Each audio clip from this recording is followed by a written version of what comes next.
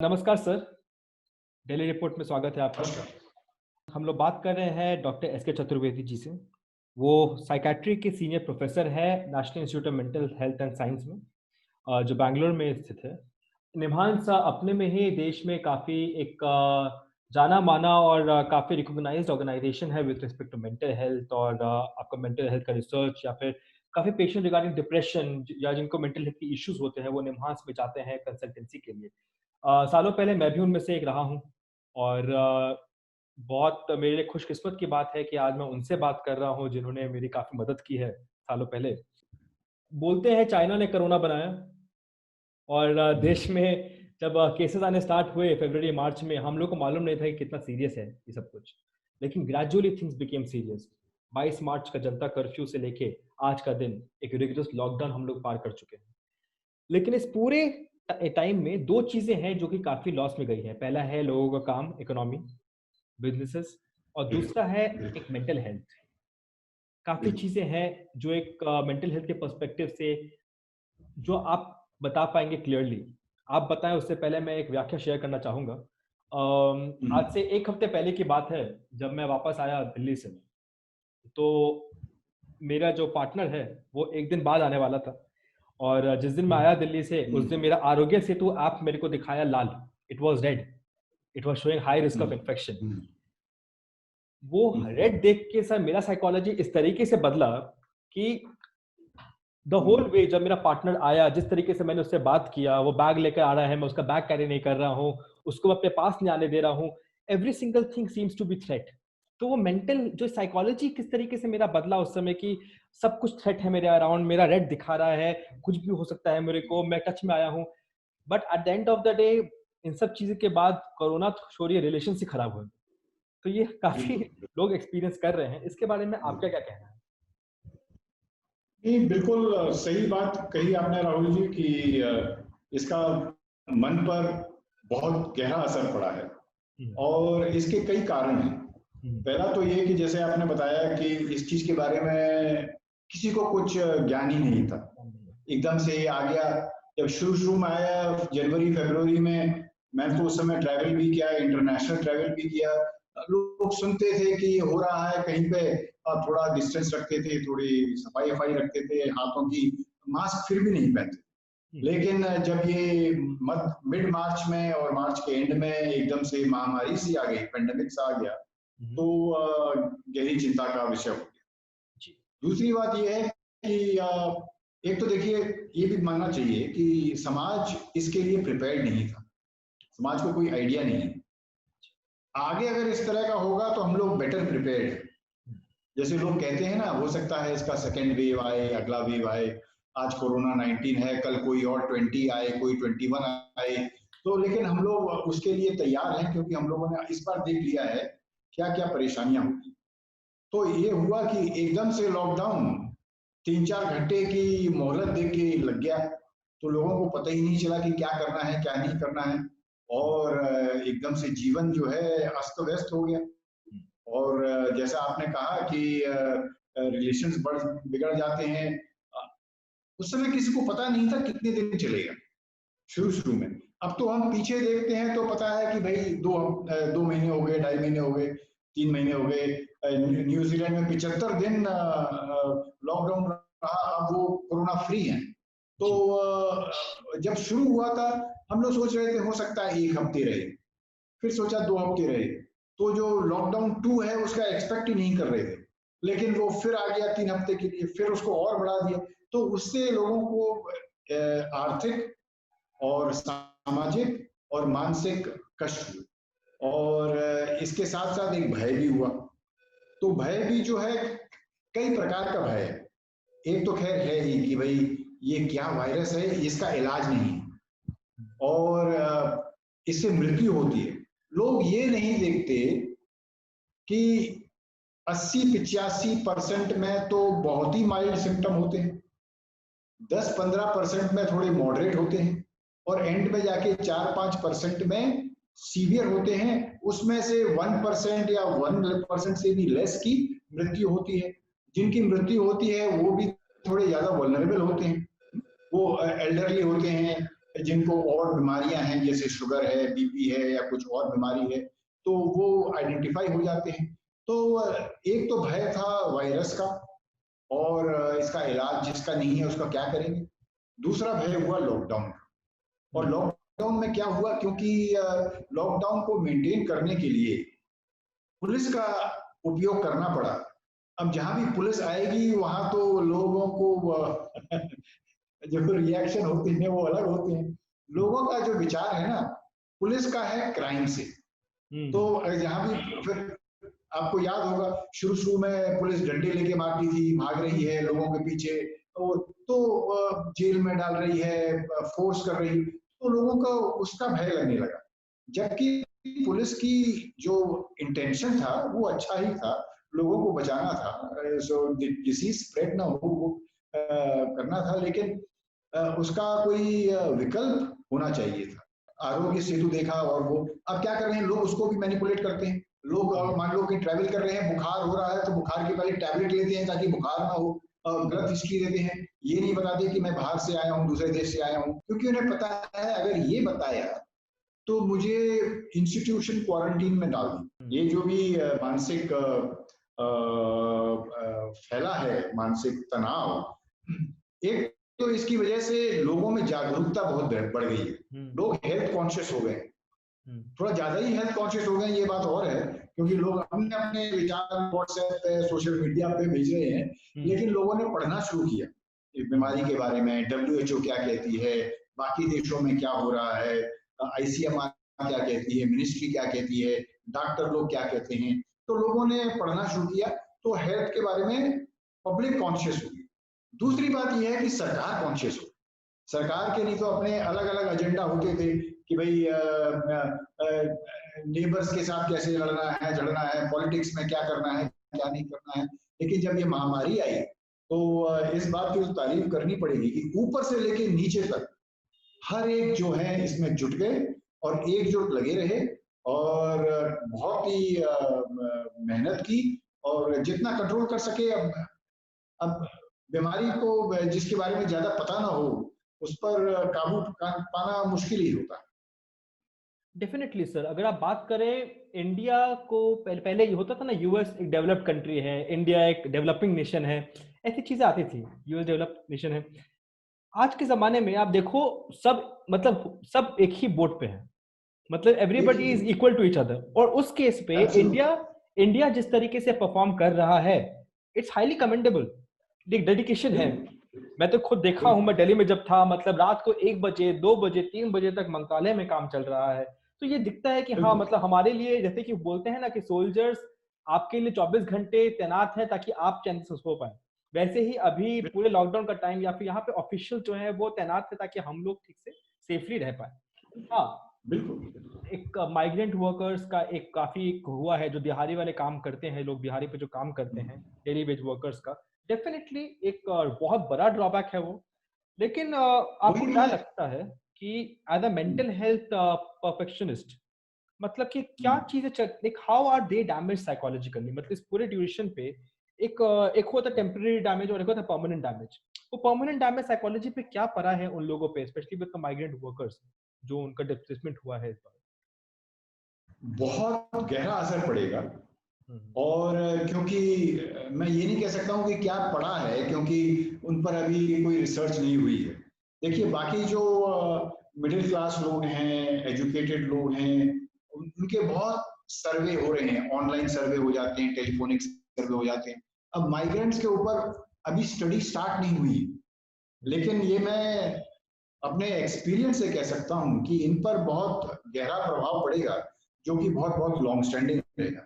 एक दो देखिए जो अपनी ख्वाब लेके आए थे, स्वप्न लेके आए थे, ड्रीम लेके आए थे कि हम किसी अलग शहर जा रहे हैं, और वहां आए तो देखा ये हो गया, अब वो फंस गए, न यहाँ के रहे न वहां के, वापस भी नहीं जा पा रहे। लेकिन सबसे पहले जो होता है ना, जब मृत्यु का आमने सामने जब खेलती है, तो लोग चाहते हैं मैं घर चला जाऊं। जब उन्हें लगा कि इसकी बीमारी से हो सकता है मृत्यु हो जाए, और यहाँ पर कुछ हो नहीं रहा है क्योंकि लॉकडाउन में काम काज सारे बंद हो गए, दुकानें बंद हो गई, इंडस्ट्री बंद हो गई, स्कूल कॉलेज बंद हो गए, जो कंस्ट्रक्शन काम था वो बंद हो गए, तो लेबर के लिए कुछ रहा ही नहीं करने के लिए। और ये जो है डेली वेजेस हैं, एक अब जब उनको कई दिनों से पैसा नहीं मिल रहा तो खाएंगे क्या, पिएंगे क्या? तो और देखिए, इसका जो कोरोना जो है एक महंगी बीमारी है, वैसे लगती नहीं है। अब अगर आप मान लो हाथ भी धो रहे हैं दिन में 25 बार साबुन लगा के, हैं, और उसको 20 सेकंड तक रगड़ रहे हैं, अब कितनी साबुन लगेगी, कितने मास्क लगेंगे, है ना? तो मास्क जो है यूजेबल वाले हैं, अनयूजेबल वाले हैं, हर चीज का कॉस्ट। सर मार्केट है तभी तो आप देखो कितने सारे स्टार्टअप्स कंपनीज अभी बनना स्टार्ट हो गए, आपका मास्क का डिस्ट्रीब्यूशन, सैनिटाइजर का डिस्ट्रीब्यूशन।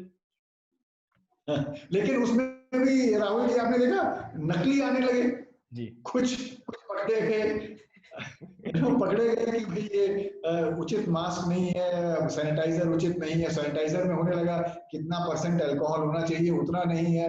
तो कई तरह की चीजें जो है लोग बिजनेस के नजरिए से देख रहे थे, तो पैसा बनाना उनका काम था। लेकिन उससे जो है ये जो माइग्रेंट वर्कर्स हैं, डेली वेजर्स हैं, उनको इससे लाभ नहीं मिला, क्योंकि सारा काम वर्क फ्रॉम होम था, और दूसरा ये था होम में किसी को आने मत दीजिए।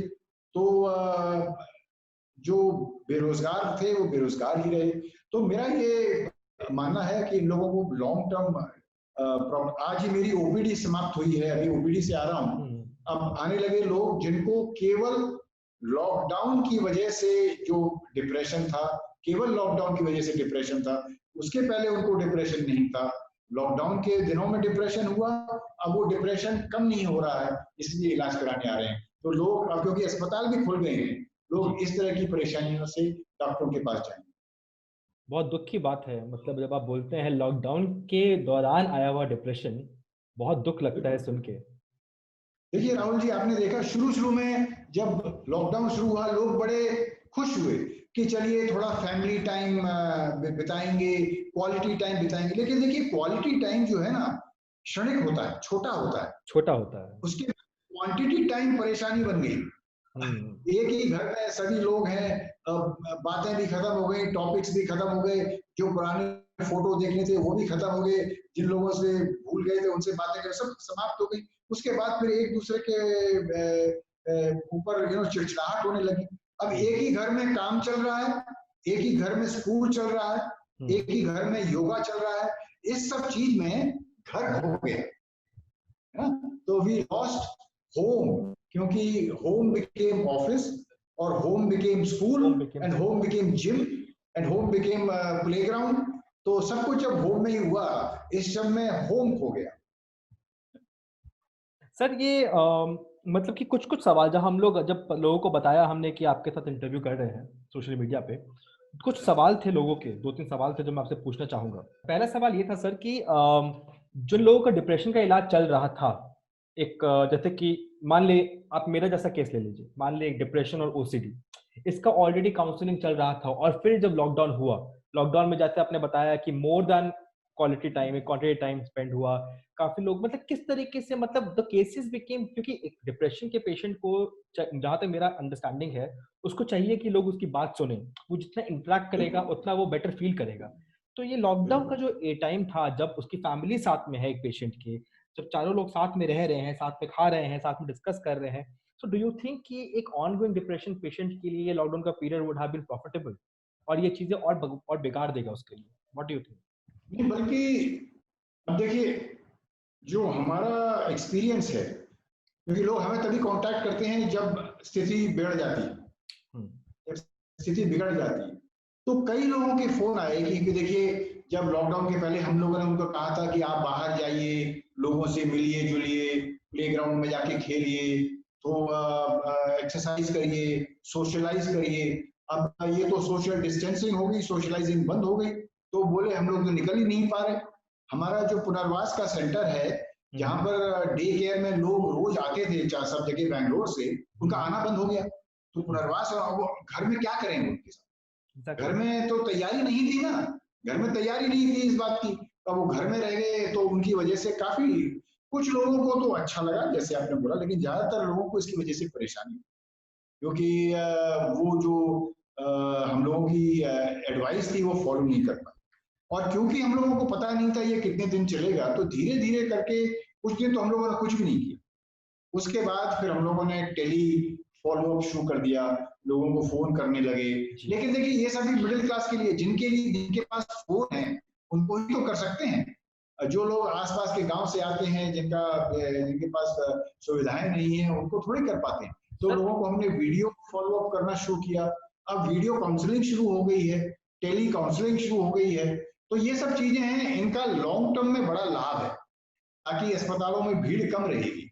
कई लोगों को हम कहते हैं आप बार बार मत आइए, एक बार आप आ गए हैं, अगली बार हम फोन करके आपसे पूछते हैं, फॉलो अप करेंगे। आखिर यही होता है। वो फैमिली के 3-4 लोग आते हैं, इतना पैसा खर्च करके सारा दिन अस्पताल में वेट करते हैं, फिर उनका नंबर आता है, 10-15 मिनट का सेशन होता है, वो हम फोन पे ही कर लेंगे, है ना। तो उनकी उससे जो है असुविधा कम हो जाएगी।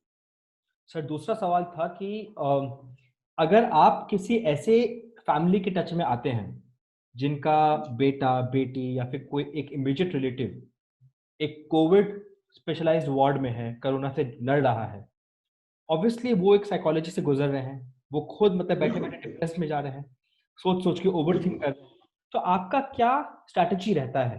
How do you council them? हाँ, तो उनकी काउंसलिंग जो है ना, काउंसलिंग के 2 पार्ट हैं। एक तो काउंसलिंग में उनको उस चीज के बारे में ज्ञान देना, नॉलेज देना, कि उनको जो सही नॉलेज मिलनी चाहिए, क्योंकि कई अफवाहें हैं। जब भी इस तरह से परिवार में किसी को होता है तो उनके दिमाग में सबसे बुरी बात ही आती है कि वो ये भूल जाते हैं कि 85% को ये होना है, 10-15% को ये होना है, लेस देन 1% को कुछ होगा। तो उनको ये लगता है कि ये तो गया सबसे सीरियस बात ही होगी। तो एक तो उनको वो इंफॉर्मेशन देनी होती है। दूसरा क्या है, उनकी जो चिंताएं हैं, भय है, डिप्रेशन है, और जो तरह तरह के उनके सवाल हैं, उसके जवाब देना, उनको सपोर्ट देना, और ताकि वो स्टिग्मेटाइज ना हो, उसमें उनकी मदद करना। क्योंकि ये तो परिवार का है, जब वो परिवार वापस अपने